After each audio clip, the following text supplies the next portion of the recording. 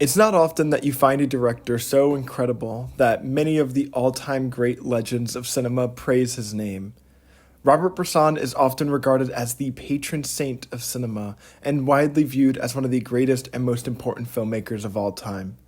The gods of cinema, like Ingmar Bergman, Chantal Akerman, Abbas Kiarostami, Wim Wenders, Krzysztof Kieślowski, and many more have all sung their praises for Robert Bresson. Andrei Tarkovsky, who I'd argue is the greatest director of all time, cited Bresson as one of his two favorite directors alongside Ingmar Bergman, and also cited Bresson's film Diary of a Country Priest as his favorite film of all time. These are heavy and high accolades for one man, but are aptly deserved, not only because of the raw quality of his films, but also his contributions to the art of cinema as a concept and as a theory. Bresson's philosophies about cinema were imperative to cinema fully becoming its own art form. His style and approach may at first seem strange and esoteric, but I believe understanding him as a filmmaker and film theorist will help shape and improve our understanding of cinema and art as a whole. To understand his ideology, it's important to understand cinema at a foundational level. Cinema is a relatively new art form. It has only been around for about 120 years compared to the centuries and centuries of histories in other art forms like painting, sculpting, theater, and literature. Because of this, we haven't even had enough time to scratch the surface of what the art form is capable of. And yet people seem to have a set understanding of what a film should be. But it's important to keep an open mind to new ideas of what cinema can be. The inception of cinema created an art of novelty. Film was a new technology that brought a level of intrigue simply because of its existence. People went to see a film because it was a film, and there was something inherently magical about a motion picture. That's why the earliest of earliest films were things like The Arrival of a Train, which is just a 1-minute film of, you guessed it, a train arriving at a station. Or Workers Leaving the Lumiere Factory, which is a 30-second short that you will never guess the plot of. The novelty of cinema was the importance of cinema, but as time went on, the art form evolved. Soon we would get trailblazing filmmakers like George Méliès, Buster Keaton, and Charlie Chaplin, who elevated the novelty of cinema with its inherent spectacle. Méliès specifically created trick films, which used cinematographic and editing techniques to essentially replicate a magic trick. He performed in his films where he would take his own head off, or make a woman disappear, or even transport us to a fantasy world. Now, the novelty of cinema wasn't the draw, but instead the spectacle akin to theme park rides and vaudeville shows. The narrative film would soon become the norm, and feature films become what we fully associate with cinema. Narrative features drew on their closest artistic relative, the live theater. That is why many older movies are shot with this sort of horizontal framing, just as if we were watching a stage play. Now, this also has to do with technology. Old cameras were not very mobile at all. But as technology improved, the mobile camera allowed the audience inside the stage play, moving the camera along the characters. Despite this key difference, Robert Bresson would argue that cinema was still too reliant on the language of the stage play rather than becoming its own art form. In Bresson's book, Notes on the Cinematographer, Bresson states, "No marriage of theater and cinematography without both being exterminated." He believed in cinema becoming a wholly original art form, not a derivative form of theater. As cinema expanded and evolved, one of the most important and influential movements was the French New Wave, a film movement that many consider Robert Bresson a key inspiration for, despite him not explicitly being a part of it. The French New Wave was a film movement of young filmmakers breaking away from standard conventions of filmmaking. A central concept within the French New Wave is that of auteur theory. Auteur theory is, in my opinion, one of the most misunderstood and poorly represented film theories. Essentially, auteur theory is the concept that the director is the central author of the film. They are the sole artist of the film, and the film is their creation in the same manner as a painter is the sole creator of a painting, and an author is the sole creator of a book. This concept gets controversial, though, because obviously filmmaking is a collaborative process, but this is where people dismiss auteur theory without the nuance of what it's trying to actually say. Auteur theory doesn't think that filmmaking isn't collaborative, rather that the director is the central figure and the single force of the artistic vision. Yes, the actors are artists, and yes, the production designer and composer and sound designer and costume designer are all artists in their own right, but the film as a singular piece of art is concocted by the singular artist. Robert Bresson is a prime example of an auteur, the sole artist of the film with a distinct style that permeates every aspect of the art. In order to separate cinema from the theater, Bresson used his prowess as an auteur to utilize each aspect of a film like a painter uses paintbrushes, melding all aspects into a singular work of art. Bresson noted two types of film: those that employ the resources of the theater, actors, directors, etc., and the use of the camera in order to reproduce, and those that employ the resources of cinematography and use the camera to create. It's important to note that Bresson uses the word cinematography a little different from its normal meaning. Most people use the word cinematography to describe the visuals of a film, the lighting and camera angles or movement. When a film has good cinematography, it usually means a film has a beautiful visual language. But Bresson refers to cinematography more like the concept of cinema as a whole, separate from the art of theater. One of the main ways that Bresson separates himself from stage plays is his use of actors. There's actually quite a difference between stage acting and screen acting. Denzel Washington himself said it's important for actors to study stage acting first because cinema is not an actor's medium. I'm a stage actor who does film. It's not the other way around. I did stage first. I learned how to act on stage, not on film. Movies are a filmmaker's medium. You shoot it, and then you're gone, and they cut together and add music and do all of that. Theater is an actor's medium. The curtain goes up, and you're on, and nobody can help you. One of the key differences between stage and screen acting is scale. In general, stage acting is more expressionistic, making large movements and elaborate expressions so that the audience members in the back of the theater can feel and hear those emotions. Screen acting can have the camera very close up, blowing up the face of the actor to cover the entirety of the screen, so the emotions of screen acting have to be much more subdued. Another aspect that separates the two is the flesh and blood of a live performance. Bresson states, "A film cannot be a stage show, because a stage show requires flesh and blood presence, but it can be the photographic reproduction of a stage show. The photographic reproduction of a stage show is comparable to the photographic reproduction of a painting or of a sculpture. But a photographic reproduction of Donatello's St. John the Baptist or of Vermeer's Young Woman with Necklace has not the power, the value, or the price of that sculpture or that painting. It does not create anything." There's something special about witnessing a live performance, and watching a filmed recording of a Broadway show does not replicate that experience of the audience. Cinema also has more aspects to it that can portray the emotion of a scene outside of the actor's performance. A film can have a low-angle shot to heighten the emotions of a scene, but the stage play can't, so they have to elevate the emotions fully through their performance. Bresson's use of actors is completely the opposite of the theater. He refers to his actors as models rather than actors, as acting in his mind is simply recreation and imitation, not the creation of an art. So his models differ from actors in that Bresson attempts to strip them down into a near minimalistic approach. He makes his actors perform their scenes over and over until the performance has been stripped away from them. The performances of the models become mostly straight-faced and almost emotionless. Despite the seemingly emotionless performances, Bresson's films are deeply moving, with Alcazar Balthazar being one of the most emotionally impactful films I have ever seen. Bresson noted the difference between actors and models by writing, "Actors are movement from the interior to the exterior. Human models are movements from the exterior to the interior." Most people believe that literature is the greatest medium for exploring the internal because the events of a novel all happen internally and are able to express the internal on the page. Bresson, however, believed cinema could achieve this. An actor's outward expression can only be interpreted by the exterior.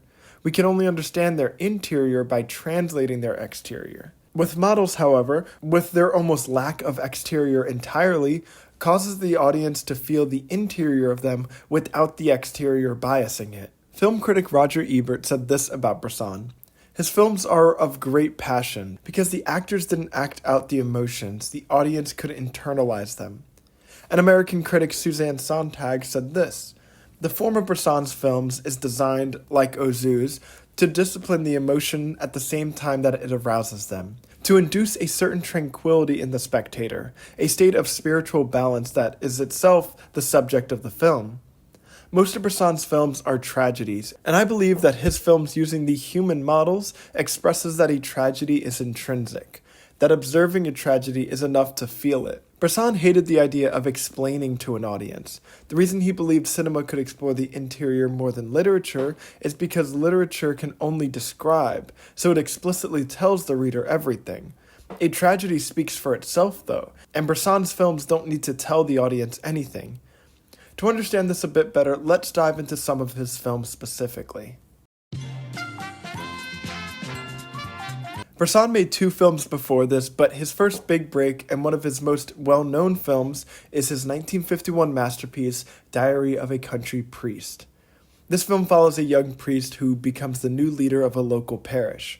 He keeps a diary of his inner thoughts, documenting his fluctuating faith, frustration with the townspeople, and dissipating health. Bresson was a deeply Catholic man, but like his relationship with cinema, was never one to conform to the structures at play, so he was also very critical of the Catholic Church as an institution. Diary of a Country Priest is possibly the greatest Catholic film ever made, and up there with Andrei Rublev as one of the greatest theological films ever. Because Bresson rejected the idea of explicitly explaining to the audience, Diary of a Country Priest never comes off as preachy in its Catholic messaging, and actually feels more like a meditation on the concept of faith as a whole, making it an incredible watch regardless of someone's relationship with religion. The priest struggles with so many aspects of his life in this film. His faith is wavering, which causes him to lack the confidence of a leader. He questions how any man can be a leader for God when they don't understand anything the way God does. The society he is surrounded by is either rejecting his practices or is only using it as a facade, but still living in sin. He sees the hypocrisy of the church after one of the local men is caught cheating and expects the priest to sweep it under the rug. The priest's health is declining as well, as we later find out he has stomach cancer. This is like a 3-pronged attack on the human condition, the first prong being disarray from the exterior, being the lack of connection he has with the locals, the second being physical, as his stomach cancer slowly eats away at his body, and the third prong being the internal or spiritual disarray. As a priest, his faith should be what holds him together, but his faith wavers, and the 3-pronged attack on himself deteriorates him entirely. And through his life, he is expected to be a leader among society when he doesn't even understand himself. And yet his advice is very good. He genuinely helps others with their faith and their lives, giving profound advice on improving themselves and their relationship with God. Despite all aspects of him being destroyed, he needed to transcend those aspects to find salvation. Speaking of salvation,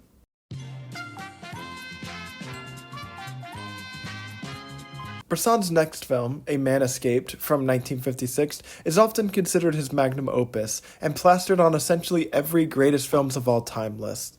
And rightfully so. It's a great microcosm for Bresson's minimalist style, perhaps his most minimalist work he ever made.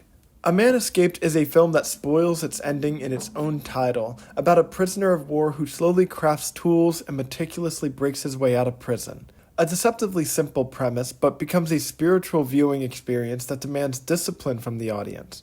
Despite it being based on a true story, both from a real memoir written by prisoner of war André de Vigny, and also inspired from Bresson's own personal experience as a prisoner of war during World War II, A Man Escaped can also be viewed metaphorically as an allegory for religious salvation. The meticulous nature of Fontaine's plan of escape, the rigid walls entrapping Fontaine, and the euphoric feelings of freedom can be interpreted as either heavenly ascension or the vindication of salvation while on earth and the change that creates in your life. Regardless of which interpretation you ascribe to, A Man Escaped is a film that rewards the patient viewer. Not much specifically happens in the film. Most of the film is watching Fontaine's meticulous and tedious job of chipping away at his cell. But within that simplicity, the disciplined viewer is locked up with Fontaine. The framing of this film feels so distinctly prisonly. It feels like there was no breathing room in this film. The viewer is trapped in this hell with the character, isolated from everything. The black and white colors mixed with the monochromatic concrete walls emphasize this inescapable prison. We have nothing else to look at inside this film besides Fontaine's escape, which may sound boring, but the film is so enthralling and immersive that you are fully absorbed by his resilience and patience. And the escape scene, shot so simply, is one of the most tense scenes in cinema, because it is rewarding the viewer for sitting through the monotony of his escape. You're not stressed because of how the film is shot, you're stressed because you fully understand the strength and discipline it takes to get to this point of freedom, and you don't want that taken away from Fontaine. You won't even notice you've been holding your breath the whole time until the very end of the film, when that transcendent escape finally occurs.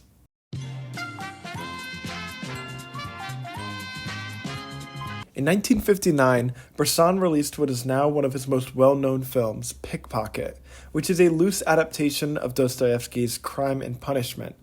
The film depicts an aloof young man who gets interested in becoming a pickpocket, and justifies his thievery by ascribing himself as simply a better human than others. Although heavily inspired by Crime and Punishment, Pickpocket separates itself from the novel by Michel, our protagonist, never going further than pickpocketing. His reserved and almost tepid crimes create an interesting character that is not what he seems at the surface. Michel is a man bored with his life and the tedium of the world. His interest in pickpocketing is a form of excitement in his menial life. He obviously gets a rush out of it, so it's not for a noble reason, like if he needed the money to pay bills. He does it because it's exciting. His pickpocketing is an exhilarating taboo that he justifies by arguing that some people, who he refers to as supermen, are more valuable than others and shouldn't have the same laws and rules applied to them. But interestingly enough, Michel isn't even that good at pickpocketing. Yes, he gets away with it and there are scenes of him practicing it to get better, but he gets caught multiple times throughout the runtime of the film, and yet he argues that supermen exist in the world. Although he argues his Superman theory, he doesn't necessarily believe himself one of them. He pickpockets as an impulse and is not nearly as calculated as he thinks he is. He tries and gets caught in dumb ways, almost like he wants to get caught.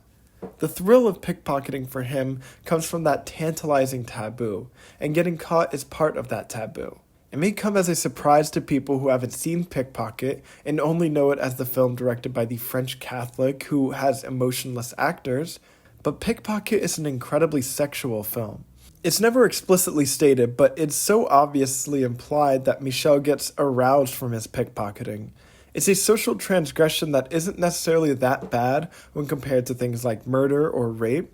It's a minor taboo that involves an intimate closeness and a sensual and invasive insertion of fingers.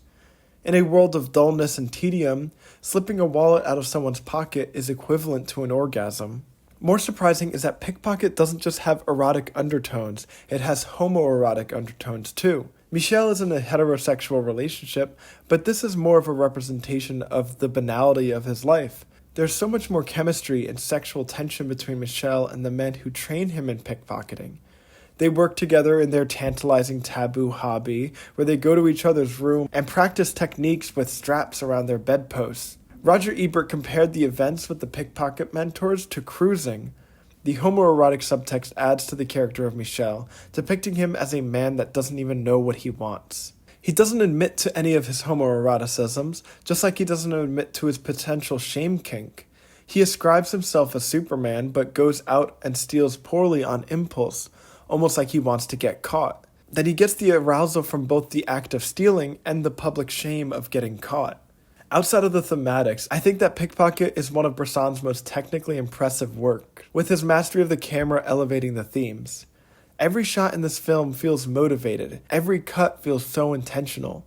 The way the pickpocket scenes are shot is a technical marvel, drawing the viewer in with its simplistic tension. Following the gaze of Michel also adds to this eroticism, evoking a voyeurism to his movements as well. In just a short 75 minutes, and by stripping the actors of their artificial performances, Bresson created one of the most engrossing character studies ever put to film.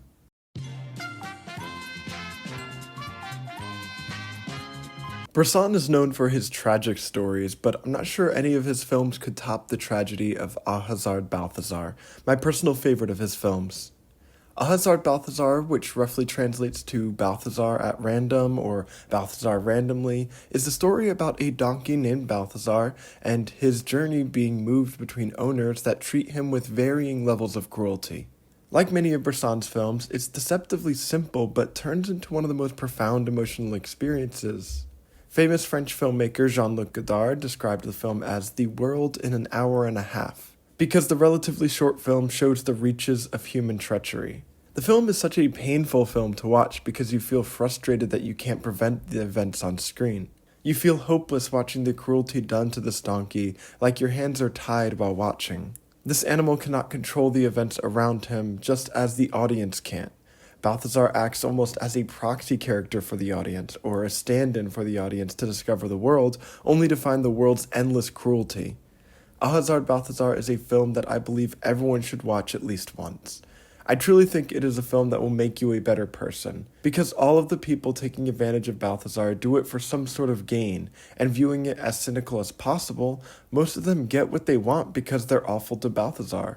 There's no necessary reason or consequence to these evils, since Balthazar is just an animal, so the small acts of kindness shown by one character are profoundly touching, but also show that goodness is an active choice.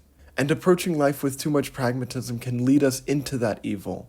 Kindness towards Balthazar isn't needed for any selfish gain, and there's no negative reaction to being evil towards him, so the only reason that someone would be kind to him is simply because kindness is good. Goodness for goodness' sake. That's the purity of Marie, a caretaker and protector of the innocence of Balthazar. The ending of Ahazard Balthazar depicts Balthazar being forced into a border smuggling scheme and getting shot. After being shot, Balthazar roams for a little bit before laying down and eventually dying. Possibly the most emotionally impactful ending in cinema. If you don't cry while watching this, I'm convinced you have no soul. It's a frustrating ending, watching the endless cruelty of man. Balthazar never got any justice. He died alone and in pain after being forced into a position by an evil man. He wasn't comforted in his death. He never got to see Marie again, who was the only one to ever show him kindness. He died alone in a field, but there's also a part that thinks this was for the best. Have Balthazar pass away from humans. He doesn't deserve to be surrounded by the hatred of humanity in his last moments. Give him the peace he deserves. Let him pass so that he can forever be rid of human cruelty. Despite the lack of professional actors and powerful performances, Bresson created the most powerful tragedy ever filmed.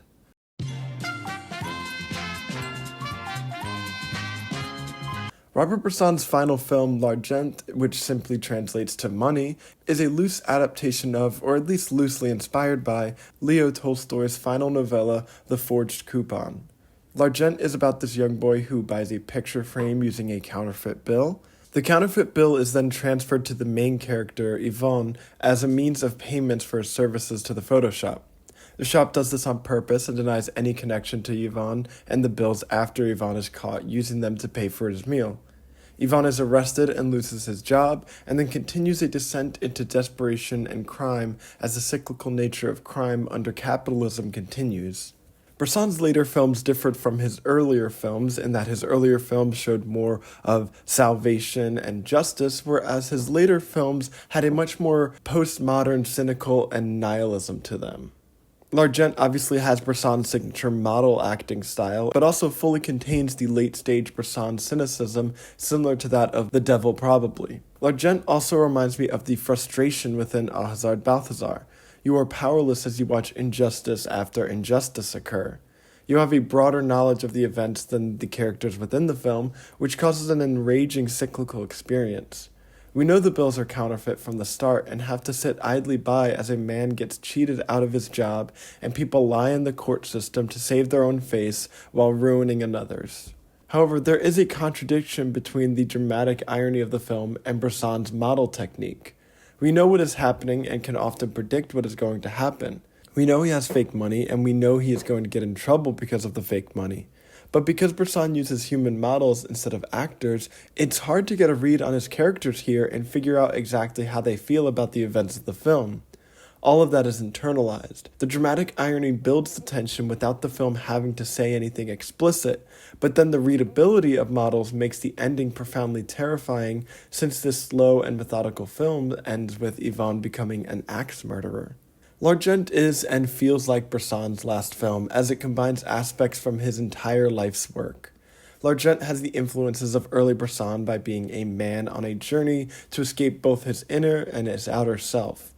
Just like Diary of a Country Priest and A Man Escaped, Yvonne is a man trying to find that transcendence out of his inner turmoil and the outer turmoil of the world. Because when we struggle with the difficulty of those two worlds, we can only find salvation in the third.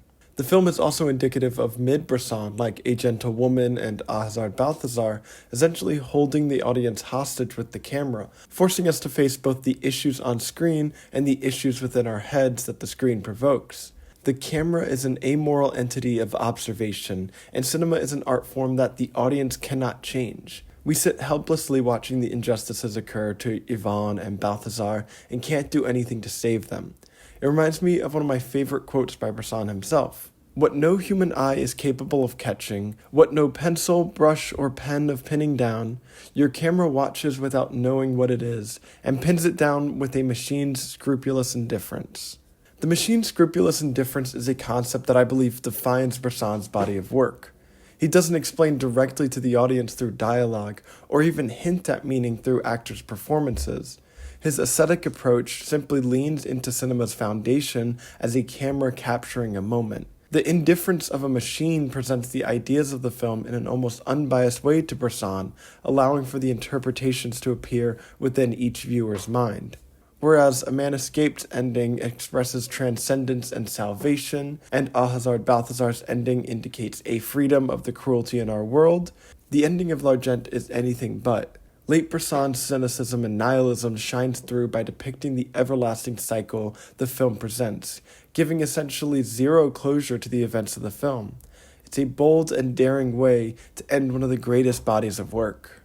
Bresson's style was, and still is, revolutionary for cinema. His approach pushes the boundaries of what cinema can be, and is a keystone in cinema cementing itself as its own form of high art, rather than a derivation of theater or painting. But in order to become its own art form, someone like Bresson had to come along and understand cinema at its very core, and know how to express the widest range of human emotions through the art form in ways no other art form could express.